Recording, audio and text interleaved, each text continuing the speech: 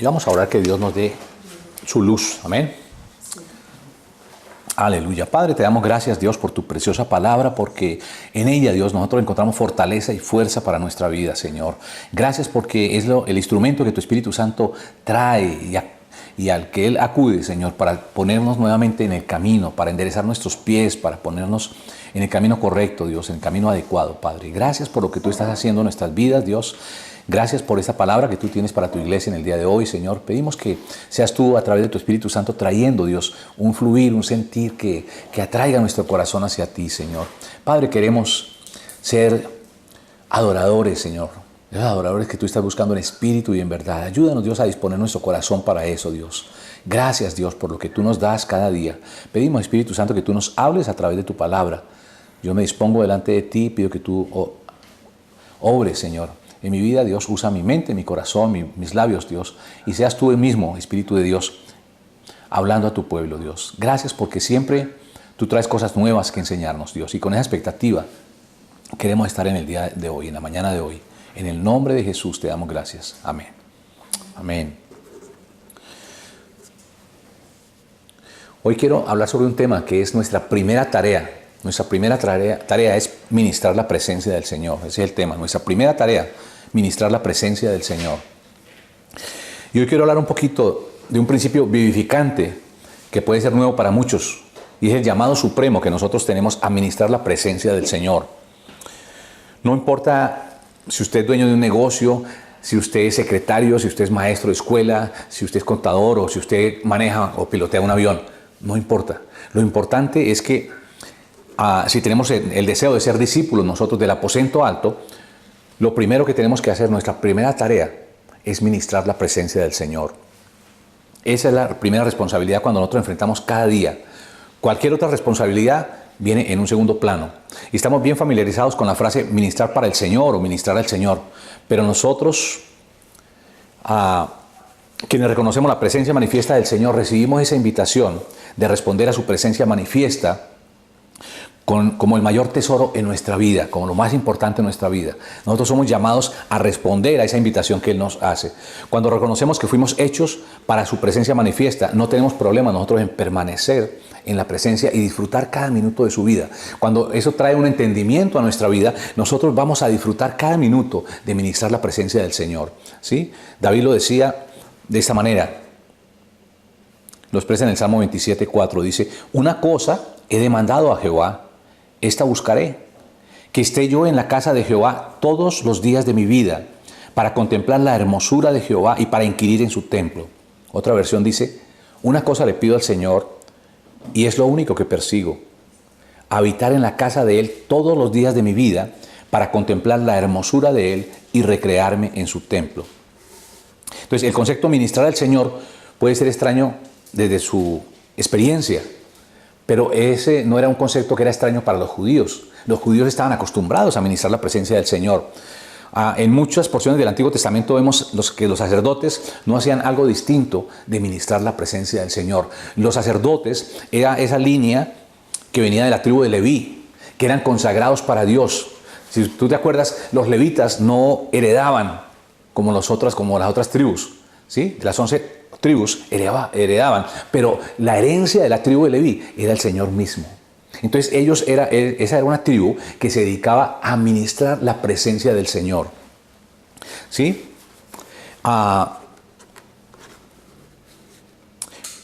Cuando el rey David fue nombrado rey, ¿cierto? Murió Saúl y él primero fue rey sobre Judá. ¿Sí? Acuérdate que estaban dos tribus que eran la tribu de Judá y la tribu de Benjamín, que era la tribu ¿de cuál? ¿De dónde? ¿Del norte o del sur? No, Judá era la tribu del sur, ¿ok? Y la tribu del norte eran las otras 10 tribus que estaban ubicadas fuera de Jerusalén. La tribu de Judá estaba en Jerusalén, las otras tribus estaban fuera de Jerusalén. Entonces, él primero fue rey sobre Jerusalén, lo hicieron rey sobre Jerusalén. Y posteriormente vinieron los ancianos y estuvieron allí. ¿Sí? O sea, estaba Judá, todavía no se había dividido, porque fue cuando estaba David, pero hacemos el recuento. Él primero fue rey sobre Judá y después, como a los 3 años, lo hicieron rey sobre todo Israel, sobre todo el pueblo de Israel. Y él empezó, y una de las primeras cosas que él quiso hacer fue traer el arca del pacto. ¿Sí? Si nosotros acordamos históricamente, el arca del pacto fue perdida en una de las batallas cuando estaba el sacerdote Elí y sus hijos Ofni y Finis, ¿sí? Y había una decadencia en el pueblo de Israel. El sacerdocio realmente había bajado su nivel de consagración a Dios. Y entonces estaban en la batalla y lo que hacían era que llevaban el arca al lugar de la batalla y Dios peleaba por ellos. ¿Sí? Y dice que cuando llegó a ese lugar donde ellos estaban, hubo un grito de júbilo que los filisteos temblaron. Dijeron, uy, aquí nos van a ganar la batalla, pero tenemos que esforzarnos y ganar. Y los filisteos ganaron esa batalla y se quedaron con el arca, ¿cierto? Y conocemos que ellos la llevaron a sus ciudades y hubo tumores y una serie de cosas allí. Y entonces ellos la devolvieron en un carro y la pusieron nuevamente en el pueblo de Israel. Y mientras estuvo el rey Saúl, él no se interesó por el arca, ¿sí? Y estuvo por mucho tiempo en un solo lugar, como 20 años. Pero una vez que él murió y David fue nombrado rey sobre todo Israel y sobre Judá, él tuvo un deseo en su corazón y era recuperar esa arca, ¿sí? Hizo un primer intento por traer el arca y fue con todo Israel, con fiestas, con címbalos, con platillos y todo, a traer el arca. Pero él la trajo en un carro donde la habían dejado los filisteos, igual sobre el carro.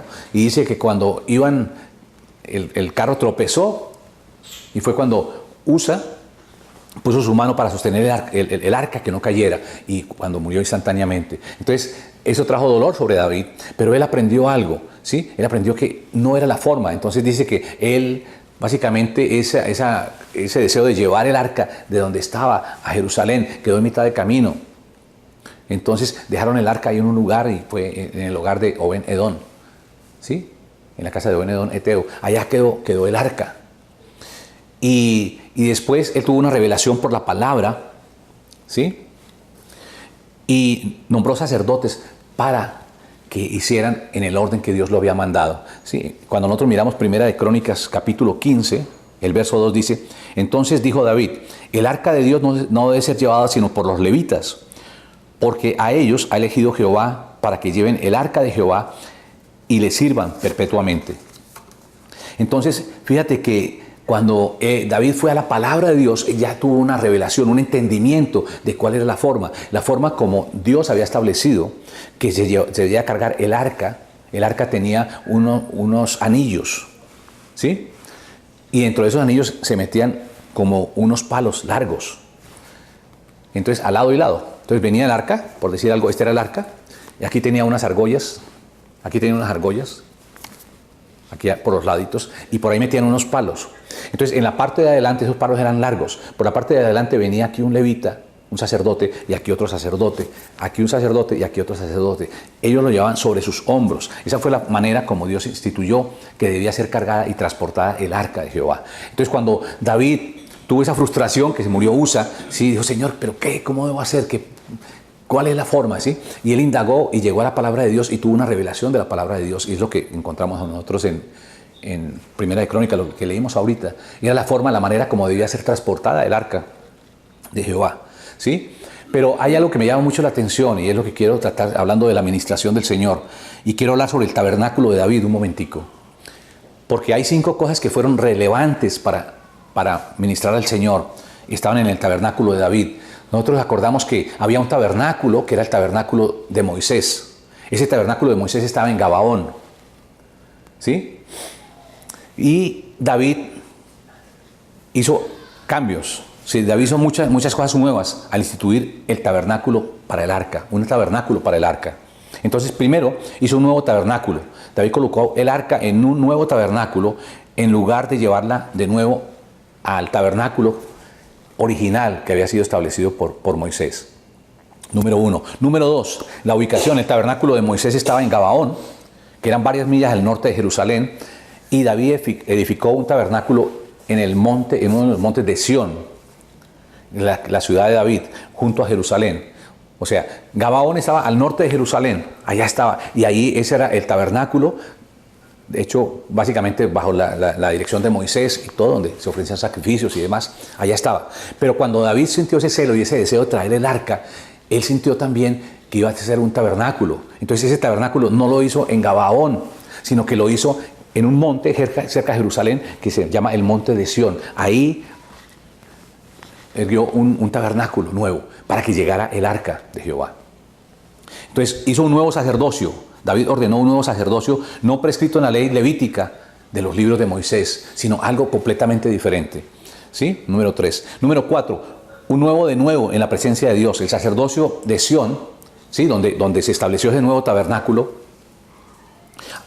Ante el arca, o sea, el sacerdocio de Sión ministró delante del arca, lo cual era prohibido en la ley de Moisés. ¿Sí? Si nosotros nos acordamos, había un lugar santo, había un lugar santo y un lugar santísimo.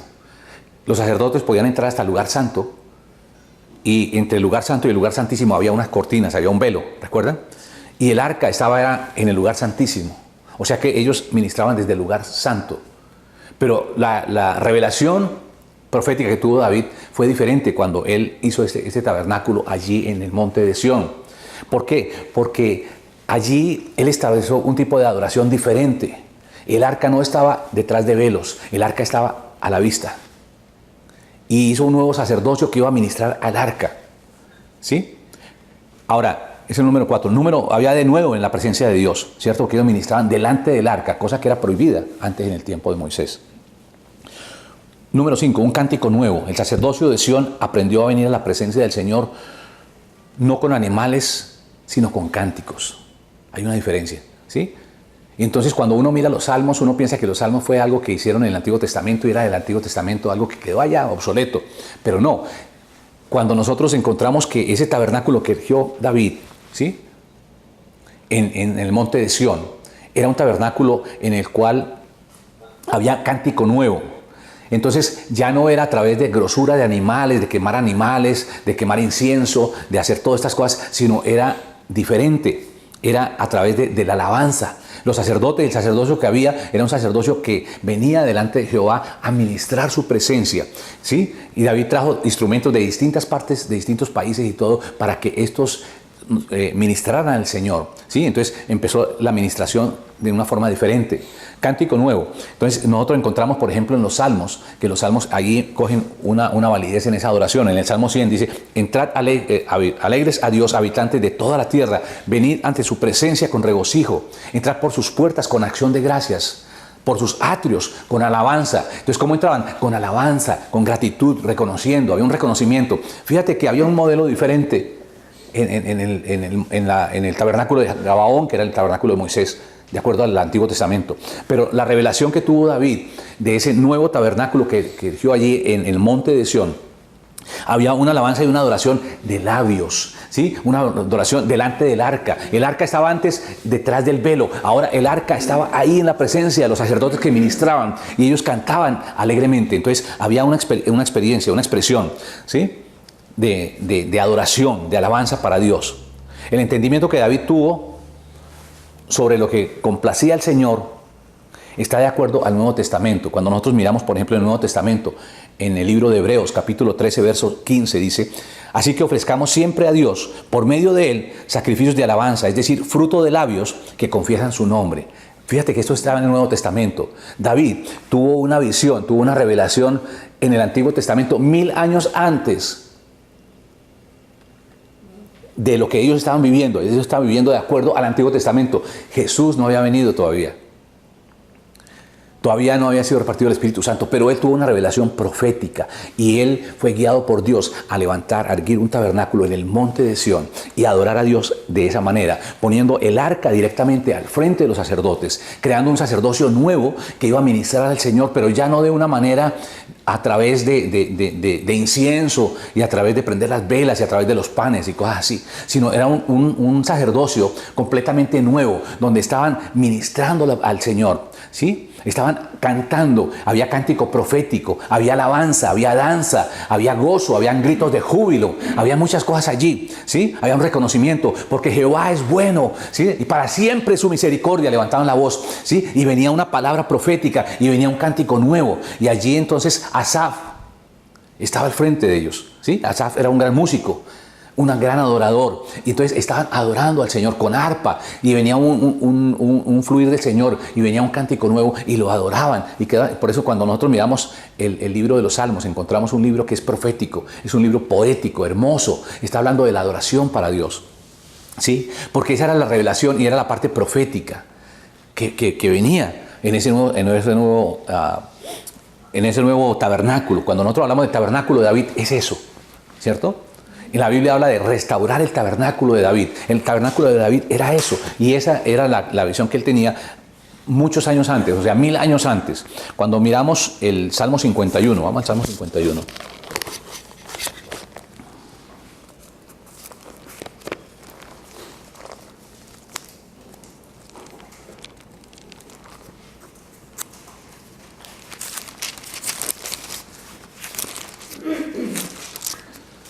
En el Salmo 51, verso 15 dice: Señor, abre mis labios y publicará mi boca tu alabanza, porque no quieres sacrificios que yo lo daría, no quieres holocaustos. ¿Sí? Aquí está mostrando la revelación que él tenía. Señor, abre mis labios y publicará mi boca tu alabanza.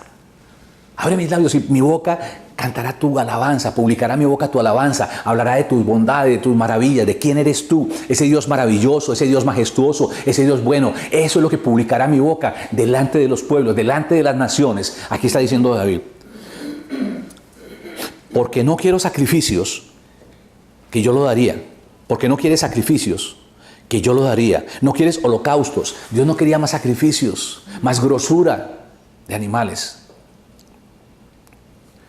Y el versículo 17 dice: los sacrificios de Dios son el espíritu quebrantado. Al corazón contrito y humillado no despreciarás tú, oh Dios. Y eso sigue tan latente desde ese momento que tuvo David la revelación 1000 años antes, en el Antiguo Testamento. Y tiene una vigencia hoy en día espectacular. ¿Sí? ¿Por qué? Porque los sacrificios de Dios, ¿qué son? El espíritu quebrantado. Al corazón contrito y humillado no despreciarás tú, oh Dios. Es la misma, tiene una vigencia tremenda, ¿cierto? Sí. Entonces, aquí encontramos que el rey David instituyó ese orden de adoración completamente nuevo al colocar el arca del pacto en el tabernáculo de un monte de Sión y ordenar un nuevo sacerdocio de cantores, músicos para adorar y alabar al Señor ante el arca en una forma continua. Y yo quiero decirte esto: tal vez uno pueda decir, bueno, yo creo que había una alabanza y una adoración, está uno acostumbrado aquí el día domingo, ¿sí? Tal vez estamos como 2 horas, cerca de 2 horas, alabando al Señor. Hay otras iglesias que lo hacen 4 horas. Bueno, hay distintas formas de hacerlo. Pero esa adoración y esa alabanza que instituyó, ese sacerdocio que instituyó David, no funcionaba de esa manera. Ese sacerdocio que instituyó David funcionaba 24/7. ¿Qué quiere decir? 24 horas al día, 7 días a la semana. ¿Sí? Había una adoración continua. Entonces habían turnos. ¿Sí? Habían turnos de sacerdotes. Venían unos y adoraban y ministraban al Señor con el arpa, con cánticos hermosos. ¿Sí? Y se iban esos y entraba otro turno de sacerdotes que también iban a ministrar la presencia del Señor. O sea que en el tabernáculo de David, en ese tabernáculo que instauró en el monte de Sión, donde estaba el arca delante del sacerdocio nuevo que mencionamos, ¿cierto? Había una adoración continua y permanente. ¿Sí? No era un ratico, sino era todos los días. Yo creo que David se desvelaba un día y salía a las 2 de la mañana de su habitación y se iba para allá y tenía ese placer de llegar allá y a ver esa adoración, esa administración del Señor. Entonces el pueblo de Israel, y por eso hablo de que los judíos tenían por costumbre la administración del Señor. Para nosotros puede ser algo nuevo ministrar al Señor, pero para ellos no, porque era una costumbre que ellos tenían. ¿Sí? Ellos lo hacían de esa manera. Entonces, los servicios del tabernáculo de David se caracterizaban ¿por qué? Por el canto, por el regocijo, por la danza, por los aplausos, por las exclamaciones, por la adoración con instrumentos, porque estaban profetizando en cántico al Señor, en cántico nuevo, estaban profetizando al Señor. El incienso espiritual de adoración y alabanza y los espíritus que ardían con la unción profética. Allí había profecía, allí había una unción profética hermosa, se movía el Espíritu de Dios en una forma maravillosa y traía cántico nuevo. Y esos cantores eran cantores que estaban consagrados al Señor. Es tan lindo cuando nosotros hablamos de consagración y lo que Dios quiere en nuestra vida es consagración. Cuando nosotros nos consagramos al Señor y decimos, Señor, esta es mi vida, yo quiero consagrar mi vida para ti, yo quiero hacer las cosas de una forma que te agraden, yo voy a tener que darle la espalda al mundo y voy a tener que darle la espalda a mucha gente y voy a dejar de tener amistad con mucha gente en el mundo. Que muchas veces nosotros tratamos de complacer y queremos caminar con ellos también. No, cuando nosotros nos consagramos, estamos consagrados para Dios. Lo que más nos importa es lo que Dios piensa. Si el mundo quiere hablar mal de nosotros, que hable mal de nosotros. Pero ¿sabe qué? Nosotros tenemos una comunión con Dios hermosa. Nosotros amamos a un Dios todopoderoso. Nosotros nos consagramos a Él. Esa es nuestra vida consagrada. Y eso es lo que hacían estos sacerdotes. Tenían una consagración para Dios. Este nuevo tabernáculo que erigió David allí en el monte de Sión era un tabernáculo donde había adoración continua y permanente para Dios, donde había cántico nuevo, donde había esa unción profética, ardía ese espíritu de unción profética dentro de la gente. Y los sacerdotes tenían profecía, venía profecía de parte de Dios a través de su espíritu para el pueblo. Había una unción especial de adoración y de alabanza, había un clamor, es algo hermoso, ¿sí? Cuando uno está en ese ambiente de adoración y de alabanza, mira, es algo que uno no puede describir. La hermosura de estar uno en un lugar así, ¿sí? Dios quiera que podamos llegar nosotros a ese punto. Para nosotros, yo les compartí en el año 70 y algo, éramos pastores y estábamos acostumbrados realmente a la alabanza tradicional de la iglesia evangélica, ¿cierto? A los coritos, Cristo rompe las cadenas, todo eso, ¿sí?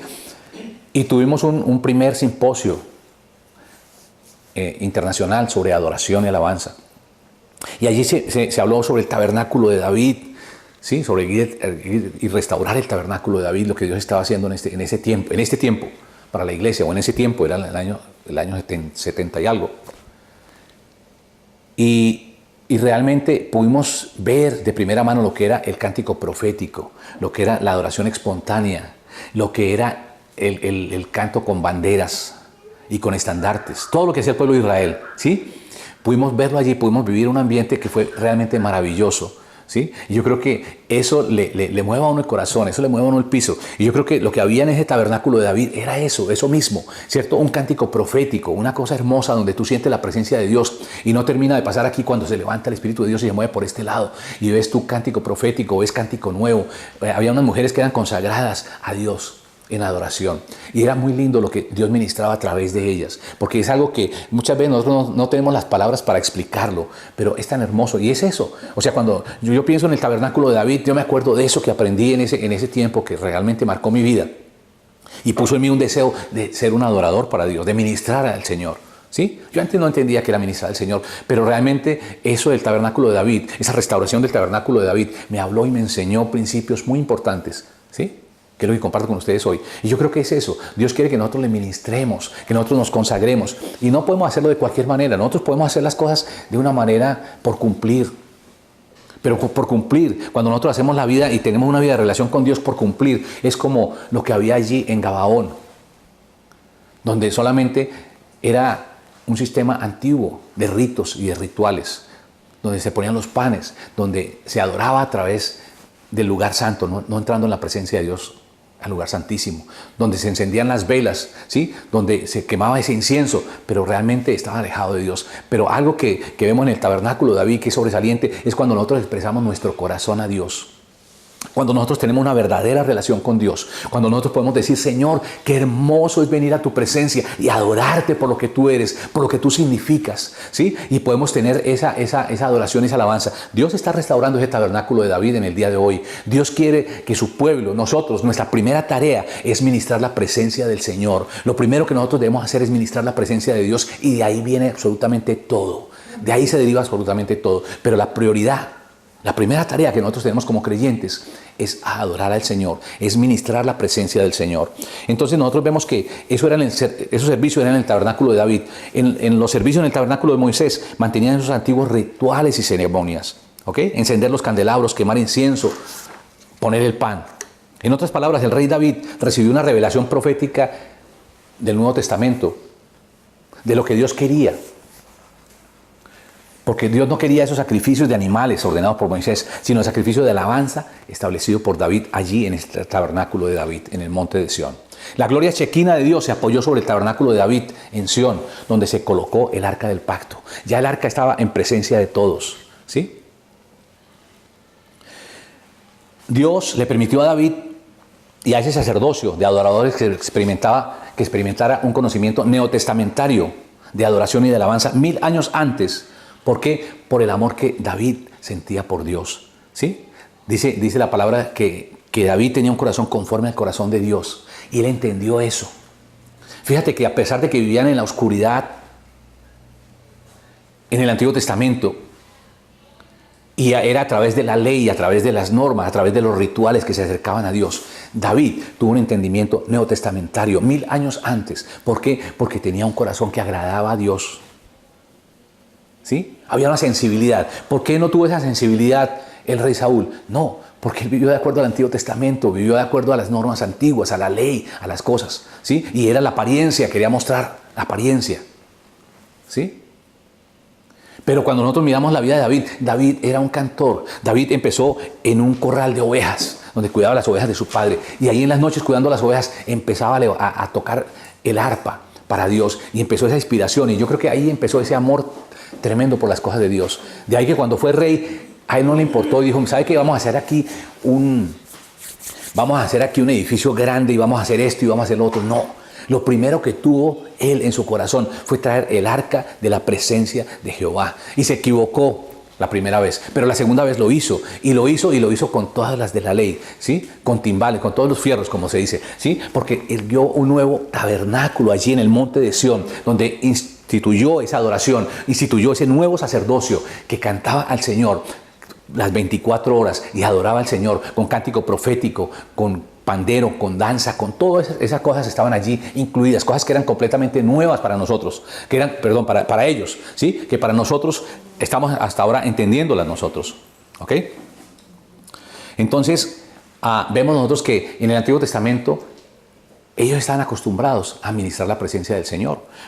En Ezequiel 46 dice, y la cámara que mira hacia el norte es la cámara de los sacerdotes que hacen la guardia del altar. Estos son los hijos de Sadoc, los cuales son llamados los hijos de Leví para ministrar a Jehová. Entonces los hijos de Sadoc eran los sacerdotes que fueron designados para ministrar la presencia del Señor. Vemos también en Joel 1:9, dice, los sacerdotes ministros de Jehová están de duelo. Fue un tiempo que pasó de dificultad, de separación de Dios, el pueblo de Israel. Y el verso 13 de primera de Joel 1:13 dice, ceñidos y lamentad sacerdotes, gemid ministros del altar. ¿Sí? O sea que los sacerdotes eran los ministros del altar, eran los que ministraban la presencia del Señor. Cuando nosotros miramos la vida de Samuel, ¿sí? ¿Se acuerda del profeta Samuel? Que era hijo de Ana, esa mujer que era casada con el Cana y que él no tenía hijos, ¿sí? Y tenía un deseo en su corazón y le ofreció a Dios que su hijo que le diera lo iba a consagrar. Y Samuel, cuando era pequeño, fue llevado al templo, ¿sí? Y fue dejado en el templo. Y allí, instruido por el sacerdote Elí, él empezó a tener ese contacto con Dios. Y tuvo un primer contacto donde él estaba durmiendo y sintió que lo llamaron y pensaba que era el sacerdote Elí. Y dijo, heme aquí. Yo no te he llamado, vete a dormir. Entonces se fue a dormir y volvió otra vez y así 3 veces hasta que le dijo Elí. Dijo, no, ¿sabes qué? La próxima vez que te llamen, dile, heme aquí, Señor, porque es Dios el que te está llamando, no soy yo. Yo no te estoy llamando. ¿Sí? Y se fue Samuel y nuevamente vino ese llamado hacia él. Samuel le dijo, heme aquí. Y empezó ese contacto y esa relación con Dios, ¿sí? Y empezó ese sacerdocio que se fue levantando en ese niño, en ese corazón de niño, pero que realmente tenía un corazón donde aprendió a ministrar la presencia del Señor en una forma genuina y auténtica. Si nosotros recordamos, el sacerdote Elí no estuvo estorbando a sus hijos, y eso hizo que tanto sus hijos como su sacerdocio terminaran y fueran extinguidos, ¿sí? Dice que Finne y Omnes, que eran los hijos de él, esos sacerdotes, eran hombres malvados, hombres que hacían cosas malas, ¿sí? Y ellos en medio de la batalla murieron allá. Y cuando recibió la noticia, el sacerdote Elí dice que se fue para atrás en una silla, estaba en una silla mecedora y se fue para atrás y se desnucó. Y ahí terminó. Ni sus hijos ni él. Se acabó ese sacerdocio. Pero Dios levantó un sacerdocio nuevo para ministrar su presencia, un sacerdocio limpio, un sacerdocio como Dios lo deseaba, que lo hizo a través de Samuel el profeta, ¿sí? Entonces, él estaba ministrando. Dice, primera de Samuel 2:11, lo encontramos, dice, Elcana se volvió a su casa en Ramá y el niño, o sea Samuel, ministraba a Jehová delante del sacerdote Elí. Dios cambió. ¿Sí? Así como Dios no quiso más que Saúl reinara, sino que puso a David. Dios no quiso que el sacerdote Elí siguiera su ministerio de sacerdocio, sino que fuera cambiado por un sacerdocio limpio y se hizo a través de Samuel. Entonces empezó él a hacerlo.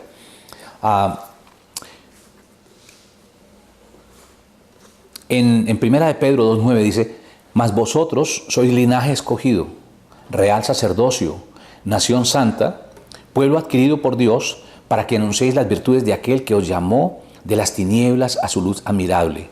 Entonces nosotros podemos deducir aquí que en Cristo todos los creyentes somos sacerdotes. Como sacerdotes de Dios se nos ha dado una entrada libre a la presencia de Dios. Y con ese mismo acceso podemos venir en conjunto al trono de la gracia de Dios. Acuérdate que en el Antiguo Testamento solamente entraba en el lugar santísimo una vez al año el sumo sacerdote. Pero ahora a través de lo que Cristo hizo para nosotros, nos dio un nuevo sacerdocio, nosotros podemos entrar en cualquier momento en la presencia de Dios. ¿Sí? Así como ese nuevo sacerdocio que instituyó David podía ministrar directamente al arca, delante del arca, sin cortinas, sin velos. Nosotros podemos entrar confiadamente como sacerdotes de Dios delante de su presencia a ministrarle. Y ese es el deseo del corazón de Dios, que tú y yo podamos empezar a ministrar su presencia como sacerdotes que Él nos ha hecho.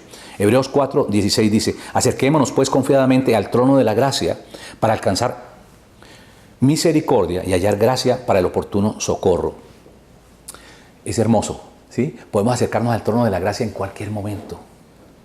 Como decía David, cuando había esa adoración continua allí en ese nuevo tabernáculo que inició allí en el monte de Sión, podemos entrar en el trono de la gracia en cualquier momento. Podemos acercarnos con libertad, sin temores, ¿sí? El sumo sacerdote, si no entraba al lugar santísimo, santo, completamente santo, podía morir allí, ¿sí? Recuerda que tenía una cuerdita y unas campanitas. Y si él moría allí, tenía que sacarlo. Nadie podía entrar al lugar santísimo, solamente él, sumo sacerdote, una vez al año. Entonces, si el sacerdote no estaba santificado, no estaba purificado, se moría ya dentro en la presencia de Dios, ¿cierto? Y entonces tenían que sacarlo. Nadie podía entrar y por eso era la cuerda que tenía pegada a su pie, para que lo jalaran y lo sacaran, ¿sí? A través de la cuerda. Tremendo, ¿sí? Pero tú y yo podemos entrar sin cuerda, sin campanitas, podemos entrar a la presencia del Señor por lo que ya Cristo ganó por nosotros. Nosotros somos ese real sacerdocio, es entender eso. A veces nos suena, sí, nos aprendemos ese versículo de memoria. Somos real sacerdocio, nación santa, pueblo adquirido con Dios. Ok, pero tenemos que ejercer nuestro ministerio, es la diferencia. No es aprenderlo, es ejercer nuestro ministerio como sacerdotes de Dios. Es ministrar al Señor, aprender a ministrar al Señor. Entonces, es un asunto de adoración. Ministrar al Señor no es un asunto cualquiera. Es un asunto liviano. Es un asunto que tenemos que definir ahora o nunca. Entenderlo. Usted nunca se convertirá en un discípulo del aposento alto ni edificará una iglesia de adoración hasta que nosotros aprendamos a ministrar la presencia de Dios, la presencia de Cristo, ¿sí? La tarea número uno para nosotros es ministrar la presencia del Señor. Y si tiene la intención de darle la bienvenida a la presencia manifiesta de Cristo, como una familia, como una iglesia, solo tiene sentido el hecho de que primero necesitemos nosotros aprender a ministrar la presencia de Dios. Eso es lo primero que nosotros tenemos que aprender a ministrar, esa presencia maravillosa de Dios. Solo cuando nosotros valoramos la presencia manifiesta de Cristo lo suficiente como para permanecer en la presencia de Dios y contemplar su hermosura, entonces Dios nos confiará lo ssiguiente, ¿sí? Dios nos confiará más su presencia manifiesta. Si no valoramos la presencia de Cristo lo suficiente como para permanecer y ministrarla, entonces tenemos problemas, porque Él no nos escogería, no tendría por qué escogernos a nosotros y manifestarse a nosotros, si nosotros no tenemos un amor y un deseo por la presencia manifiesta de Él, ¿sí? Es como dice Mateo 7:6, dice, no den lo sagrado a los perros, ni echen las perlas delante de los cerdos, no sea que las pisoteen. Y no hay perla más preciosa que la presencia manifiesta de Cristo. Es la perla más maravillosa que nosotros podemos encontrar. Demasiados cristianos hoy en día ven la oración como un ejercicio religioso, no como algo relacional con Dios. Cuando nosotros hablamos de oración, ¿qué es oración? Oración es hablar con Dios. Y muchas veces, cuando estamos dentro del contexto de iglesia, el cristiano común y corriente cree que es una cuestión religiosa. Ese es un punto que nosotros tenemos que marcar. Tengo que orar. Entonces, orar. Pero no es eso. La oración es una ministración de la presencia de Dios. Es realmente podernos nosotros acercar a Dios. Es una prioridad que nutre nuestras vidas. ¿Sí? Nos da salud espiritual, esa relación. Y nosotros tenemos que mostrar que no es una cosa más de nuestra lista, sino es algo que nosotros tenemos que aprender a hacer. Por eso es una prioridad que nutre nuestra vida. Y muchas veces la gente trata la presencia y la administración de Dios, cuando no tiene el concepto del fervor, de la presencia manifiesta de Dios, con la misma displicencia, ¿sí? O sea, no tiene ningún respeto, no tiene ningún sentido. Hebreos 7:25 dice, por lo cual puede también salvar perpetuamente a los que por Él se acercan a Dios. Está hablando de Jesucristo, viviendo siempre para interceder, para orar por ellos. Entonces, nosotros vemos que cuando Jesús ascendió al cielo, Él subió al cielo, ¿cierto? Y dice que se sentó a la derecha del Padre, pero dice que Él está haciendo permanentemente algo para nosotros. ¿Qué es lo que hace Él permanentemente para nosotros? Él intercede por nosotros, ¿sí? O sea, en otras palabras, Él está orando por nosotros al Padre. Es lo que Él está haciendo. Y yo creo que si nosotros aprendemos de Cristo, que vive para orar, nosotros deberíamos hacer lo mismo, vivir para orar. Y acoger la oración como nuestro estilo de vida, como algo que es natural para nosotros, algo que es nuevo para nosotros, pero que a su vez nosotros podemos disfrutarlo, podemos nutrirnos de ese tiempo de oración, de ese tiempo de ministración de la presencia de Dios. Yo te quiero decir una cosa, uno puede pensar y uno puede hacer una cosa porque le dijeron, porque le enseñaron que debía de hacerla, porque le mostraron que realmente esa es la forma de hacer las cosas. Pero otra distinta es cuando nosotros amamos lo que hacemos. Cuando se convierte ese tiempo de oración, ese tiempo de ministrar la presencia de Dios en un estilo de vida para nosotros. Es diferente, porque nosotros nos nutrimos de eso, porque nosotros sacamos el provecho mayor de eso, porque nosotros entendemos dónde tenemos que llegar. Es como la revelación que tuvo David de ese tabernáculo al erigirlo, allí en el monte de Sión. Fue algo completamente diferente. Hubo que hacer unos cambios. Cambiar de lo que se llevaba anteriormente a una cosa nueva. Empezar un sacerdocio nuevo. ¿Sí? Y hacerlo directamente al arca. Nosotros, a través de la muerte de Cristo, podemos entrar directamente al trono de la gracia. Gloria a Dios. Eso es realmente maravilloso. ¿Sí? Tú y yo somos sacerdocios de Dios. Somos sacerdotes de Dios. Entonces no tenemos que ser el sumo sacerdote, sino nosotros como sacerdotes de Dios, a través de lo que Cristo ganó en la cruz del Calvario por nosotros, podemos acceder a su presencia. Tenemos acceso libre a su presencia, al trono de la gracia. Y eso es maravilloso, ¿sí? Pero tenemos que nosotros hacer de eso un estilo de vida. La administración de Dios es la parte número uno, es la tarea número uno que nosotros debemos hacer. Eso es lo más importante, ¿sí? De ahí depende todo. Uno muchas veces quiere tener un ministerio, uno quiere ser pastor, uno quiere hacer esto y ser lo otro dentro de la iglesia, pero eso es secundario. La parte importante empieza cuando nosotros aprendemos a ministrar la presencia de Dios, cuando nosotros nos nutrimos de su presencia, cuando nosotros entramos y tenemos ese tiempo de ministrar su presencia con corazones dispuestos y agradecidos a Dios, ¿sí?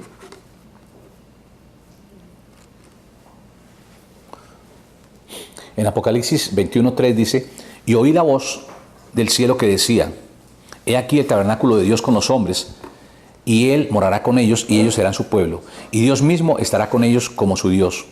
Y como Cristo en la presencia manifiesta de Dios, un día su morada estará con nosotros por siempre, queremos acostumbrarnos a morar en su presencia manifiesta ahora y cultivar una vida de oración continua. Estamos llamados eternamente a orar y a vivir en el fervor de su presencia. Entonces, ¿cuál es nuestra primera tarea? Es ministrar la presencia de Dios. ¿Sí? Yo creo que Dios tiene para nosotros una tarea 2, una tarea 3 y 4 o 5. Pero la primera tarea que debemos cumplir nosotros, la número 1, es la más importante. Somos llamados a adorarle y después Él nos dejará conocer el resto de tareas que tiene para nosotros. Yo creo que nadie era más profundamente consciente de la tarea de llevar el Evangelio a todas las naciones que el apóstol Pablo. Pero con todo eso sobre sus hombros, también conocía el gran peso de su primera tarea, de su primera responsabilidad, ministrar la presencia del Señor. Y yo quiero que miremos eso en la vida del apóstol Pablo, porque podemos mirarlo en el libro de Hechos, capítulo 13. Vamos al libro de Hechos, capítulo 13. En Hechos, capítulo 13, Vamos a leer 3 versículos. Dice Hechos 13, capítulo 1, verso 1, perdón, del capítulo 13. Había entonces en la iglesia que estaba en Antioquía profetas y maestros: Bernabé, Simón, el que se llamaba Niger, Lucio de Cirene, Manaén, el que había sido criado junto con Herodes el tetrarca, y Saulo, ministrando estos al Señor. ¿Qué estaban haciendo ellos? Ministrando ellos al Señor. Entonces ahí estaba el apóstol Pablo, y él sabía y entendía esta prioridad. Ministrando, verso 2, ministrando estos al Señor y ayunando, dijo el Espíritu Santo: apartadme a Bernabé y a Saulo para la obra que los he llamado. Entonces, habiendo ayunado y orado, les impusieron las manos y los despidieron. Entonces, fíjate que el apóstol Pablo tenía una gran pasión por compartir el mensaje de salvación de Jesucristo, que Jesucristo había muerto para darnos salvación, para darnos vida eterna. Y eso era algo que ardía en el corazón del apóstol Pablo, ¿sí? Yo creo que si había una persona que tenía ese deseo profundo y vehemente, era el apóstol Pablo. Pero él entendía que su primera responsabilidad era ministrar la presencia de Dios. Y aquí, cuando nosotros leemos en el capítulo 13, encima del capítulo 13 encontramos en las Biblias que dice: Bernabé y Saulo comienzan su primer viaje misionero. Ellos, o sea, esa era la tarea 2 para el apóstol Pablo. Pero fíjate que la tarea 1 la estaba él haciendo en el versículo 2. Dice: y ministrando estos al Señor y ayunando. Estaban en ayuno, ministrando la presencia de Dios. Y fue cuando el Espíritu Santo se manifestó proféticamente y dijo: separadme a Bernabé y a Saulo para el ministerio que los he llamado. ¿Y qué hicieron ellos? Les impusieron las manos, oraron por ellos, y ellos salieron en su primer viaje misionero. O sea, el número 2 y el número 3 y todo lo demás se lo dio al Señor. Pero lo primero, la prioridad, la primera tarea que ellos estaban haciendo, y eso lo entendía el apóstol Pablo, era ministrar la presencia de Dios. Entonces aquí lo encontramos nosotros. Estaban ministrando ellos al Señor. Y podemos hacernos aquí una pregunta: ¿qué diferencia una reunión de oración en el aposento alto con una reunión diferente de oración? Y es fácil. La mayoría de reuniones de oración tienen una agenda, ¿sí? Si uno mira las iglesias, ellos tienen una agenda. Vamos a orar, ¿por qué? Vamos a orar por los ministerios de la iglesia, ¿sí? Vamos a orar por los sugieres, por los diáconos, por los ancianos. Vamos a orar por las damas, por los caballeros. Vamos a orar por ellos. ¿Por qué vamos a orar también? Vamos a orar por los misioneros que están alrededor del mundo. Vamos a orar por los jóvenes, vamos a orar por los niños, ¿sí? Entonces hay una agenda que ellos tienen y ellos van señalando: ya oramos por las damas, entonces ya, Julián, y ya oramos por los caballeros, y ya oramos por los niños y por los misioneros, y entonces van chuleando.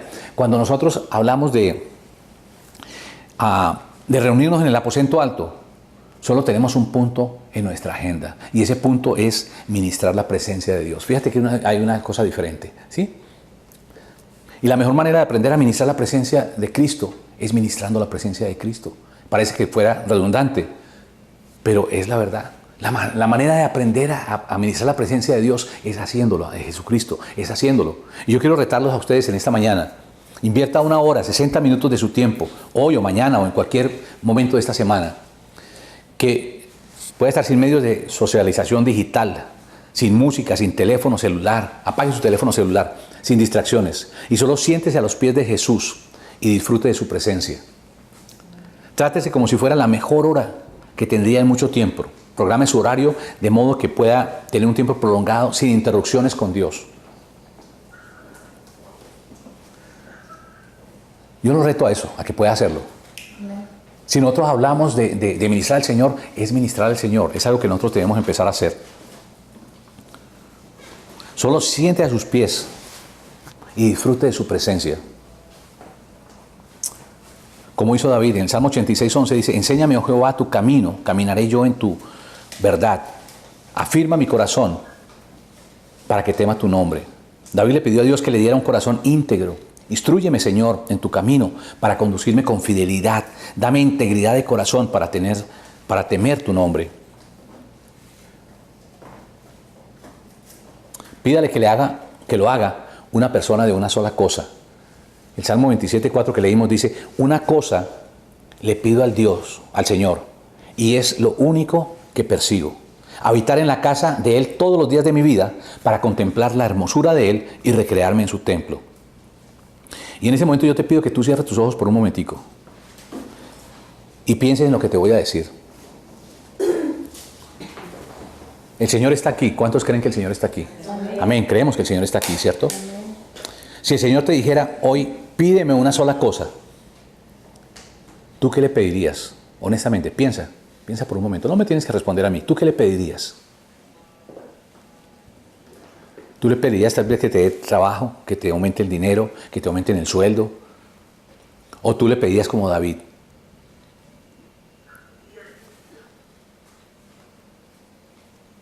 Piensa por un momento, ¿qué es lo que tú le pedirías si Dios te dijera una sola cosa? ¿Qué cosa tú le pedirías?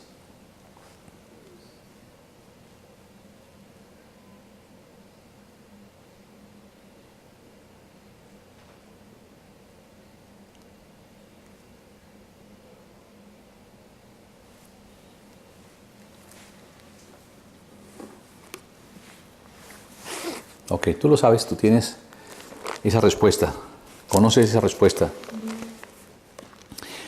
Quiero mirar una cita en Lucas 10, 38 al 42, dice: aconteció que yendo de camino, entró en una aldea y una mujer llamada Marta le recibió en su casa. Esa tenía una hermana que se llamaba María, la cual sentándose a los pies de Jesús oía su palabra. Pero Marta se preocupaba por muchos quehaceres y acercándose dijo: Señor, ¿no te da cuidado que mi hermana me deja servir sola? Dile pues que me ayude. Respondiendo Jesús le dijo: Marta, Marta, afanada y turbada, estás con muchas cosas. Pero solo una cosa, fíjate, solo una cosa es necesaria. Y María ha escogido la buena parte, la cual no le será quitada. ¿Qué escogió María? Una sola cosa. Estar a los pies del Señor. Sí, estar a los pies del Señor. Y nosotros podemos ver ese cuadro. Está Jesús, entra a esta ciudad, a Betania, llega a la casa de Marta. Yo creo que Marta dijo: siéntate, Señor, y está en la sala, lo mejor. El cuadro allí lo vemos. Y empieza él a compartir. Y María vino de una vez y se sentó a los pies de Jesús a escucharlo. ¿Sí? Y yo creo que Marta está diciendo: bueno, vamos a hacer el cafecito, y la pupusa, y la no sé qué, y la pupusa, y de aquí, ¿sí? Y entonces hacer y unas empanaditas y tal cosa, y unos sanduchitos ahí para hacer. Y entonces empezó a moverse y a traer y a cortar el pan y a cortar las cosas y a hacer la arepa y a prender el horno y a hacer toda esa cuestión. Y María, y yo creo que miraba así, y María ya sentada, cabizbaja, mejor dicho, estaba concentrada en lo que Jesús estaba diciendo. ¿Sí? Y entonces dijo: no, pero esto no puede ser así, yo aquí sola dándole aquí a esta cocina y toda la cuestión. Y entonces fue a donde el Señor le dijo: Señor, pero mira, no te da nada, que mi hermana viene aquí, se aplasta ahí y no me quiere ayudar. Yo creo que le dijo, y Jesús le dijo: no, Marta, afanada y turbada, estás con tantas cosas. Y lo que María escogió una sola cosa y no le será quitada. Ella escogió la mejor parte. ¿Sí? Y yo creo que la mejor parte nos habla a nosotros, es cuando nosotros nos arrodillamos y estamos en la presencia del Señor, estamos ahí metidos con Él, ¿sí? Cuando nosotros sacamos ese tiempo y ministramos al Señor, es el tiempo más hermoso. María lo encontró y lo descubrió y ella no se movió de ahí, no le importó los sanduchitos, lo que estaban haciendo allá, el olor que estaba expidiendo allá de la cocina que venía y se metía a la sala. A ella no le importó eso, ella estaba concentrada en la presencia del Señor. Cuando tú y yo nos metemos en los pies del Señor, nos ponemos en los pies del Señor, nosotros podemos estar tranquilos ahí. Por eso no nos metamos con música digital, no nos metamos con teléfono celular, no nos metemos con ninguno de esos medios. No necesitamos crear un ambiente de música. ¿Sabe qué? Si Dios se va a presentar, Dios se presenta y crea el ambiente y llena el ambiente. No necesitamos ambientar eso con música. ¿Ok? Métete en la presencia de Dios como lo hizo María. Métete y escucha lo que Jesús tiene que hablar a tu corazón. Señor, háblame, muéstrame.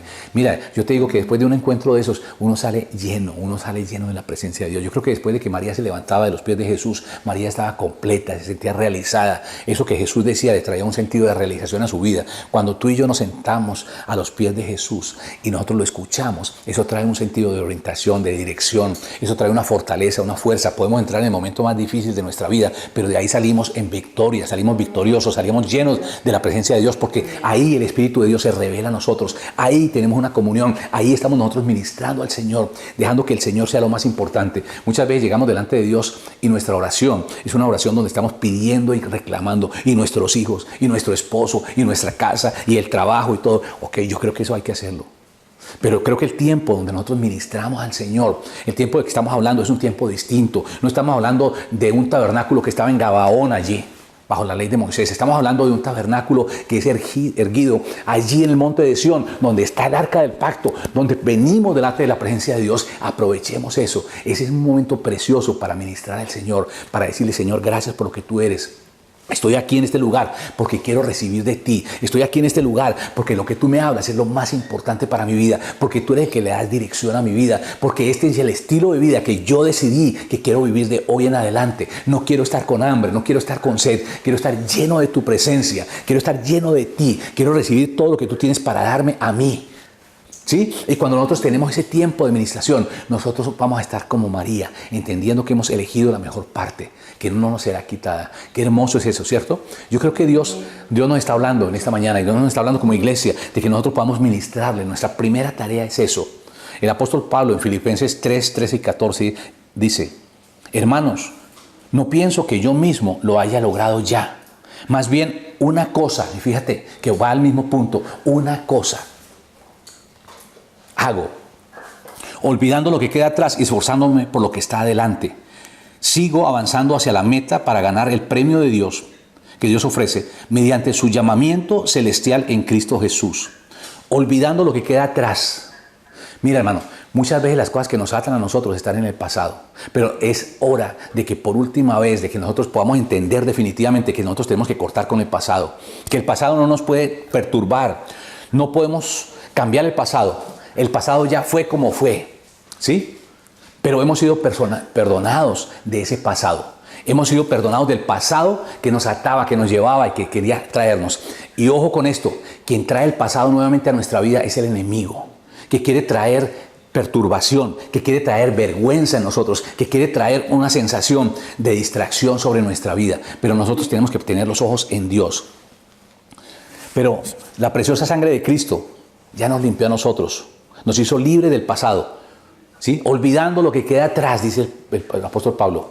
Haciendo que olvidando, soltando, cortando, quitando, todo lo que queda atrás, quedó atrás. Ahora empezamos una nueva vida con Cristo. Una cosa hago, esforzándome por alcanzar lo que está adelante, el llamamiento celestial en Cristo Jesús.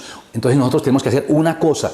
Y yo creo que tenemos que ponernos de acuerdo con David, que dice el Salmo 27:4, una sola cosa le pido al Señor, y es lo único que persigo, habitar en la casa de Él todos los días de mi vida, para contemplar la hermosura de Él y recrearme en su templo. Yo creo que eso es lo más maravilloso. Esforzándome por alcanzar lo que está delante. Entonces es eso. Tú y yo fuimos creados para un primer propósito, y ese propósito es adorar y ministrar la presencia de nuestro Dios.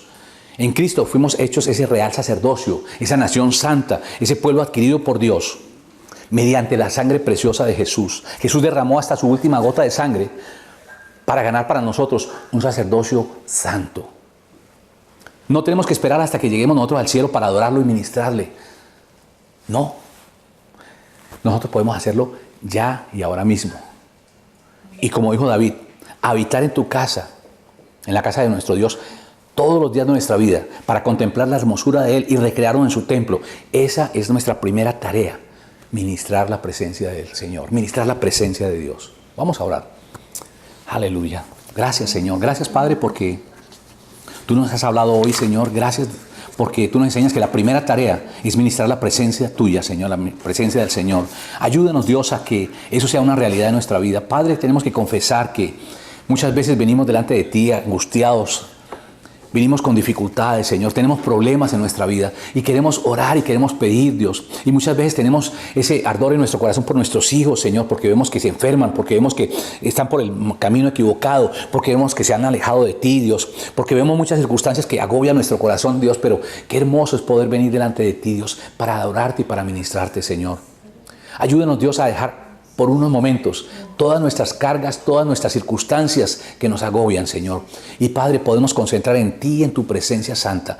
Venir delante de esa presencia tuya, Dios, que estaba representada en el Antiguo Testamento, allí en ese tabernáculo de David, por esa arca del pacto, donde estaba tu presencia representada, Señor. Y así como esos sacerdotes venían delante de ti a ministrarte con fruto de labios, de alabanza, en alegría, en gozo, Señor, ayúdanos, Dios, a impregnarnos de tu presencia santa, Dios, a que esa presencia manifiesta tuya, Dios, venga sobre nuestra vida y nos lleve, Dios, a ese lugar precioso de regocijo, a tus pies, donde podemos ministrarte, donde podemos adorarte, donde podemos ser nosotros quien somos, Señor, adorándote y mirándote a ti, no mirándonos a nosotros mismos como permanentemente estamos, Señor, sino mirándote a ti, mirándote en la hermosura de la santidad, Dios, estando en tu templo, en tu santuario, ahí, Señor. Ayúdanos, Dios, a escoger una sola cosa, como dijo David, Señor, y es habitar en tu presencia, en el lugar santísimo, Dios, donde tú habitas, delante de esa arca preciosa que tú estás, Señor. Gracias porque tú abriste el camino nuevo para nosotros, a través de tu hermosa y preciosa sangre, Señor. Nosotros hoy somos ese sacerdocio santo, Dios. Ayúdanos, Dios, a vivir, ayúdanos a desarrollar ese sacerdocio, Dios, de ministración de tu presencia. Ahora entendemos que lo número uno no era lo que nosotros pensábamos antes, Dios, sino lo número uno en nuestras vidas, Dios, es nutrirnos de tu presencia, es llenarnos de ti, es ministrar tu presencia como lo más importante, como lo número uno en nuestra vida, Dios. Y de ahí todas las cosas van a salir, Dios. De ahí tú nos encomendarás tareas 2, 3 y más, Señor. Gracias, Dios. Gracias porque podemos venir delante de tu presencia con una confianza, con una seguridad de que tú estás ahí, Dios.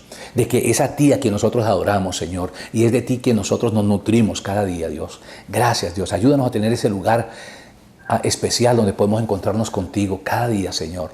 Padre, no importa las dificultades, los problemas, no importa lo que tengamos que pasar y vivir, Dios. Ayúdanos, Dios, a sacar ese tiempo, a disponer en nuestro corazón, a decidir en nuestro corazón, Señor. A ser personas decididas por ti, Dios, para orar, para buscarte, para encontrarnos contigo, para ministrar tu presencia maravillosa, Dios. Gracias, Dios. Gracias porque tú nos has hablado en el día de hoy, Señor. Tú has hablado en nuestro corazón, Señor, y queremos proceder con obediencia. Ayúdanos, Dios, a obedecer. Tú dices en tu palabra que el obedecer es mejor que los sacrificios y eso es lo que queremos, venir delante de ti con corazones contritos y humillados que tú no desprecias, Señor. Gracias, Rey. Gracias, Señor. Te bendecimos en esta hora, Padre, y te damos a ti la gloria y la honra que solamente tú mereces, Padre, en el nombre precioso de tu Hijo Jesucristo. Amén y amén.